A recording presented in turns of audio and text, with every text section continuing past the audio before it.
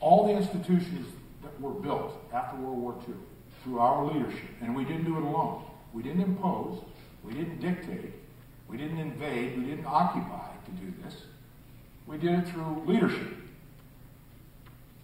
A dictator's not a leader.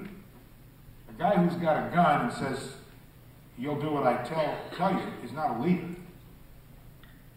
We did it because we were able to convince allies and build relationships based on the theory of common interests.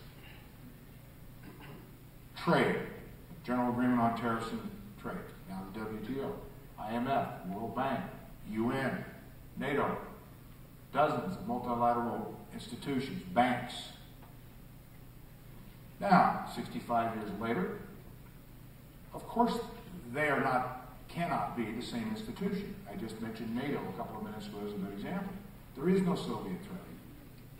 And you all remember, in 1989 when the Berlin Wall came down, 89, 1991, the Soviet Union imploded, the great question in the Congress in Europe was, why do we need NATO? What was the point of NATO? And we essentially parked that question. We never did answer it. And instead, we said, well, let's enlarge NATO. So we enlarged NATO. And by the way, I was a strong supporter of it. We enlarged NATO not so much for the security interests of Europe and Canada and the United States, the transatlantic alliance, but it was more for the economic interests.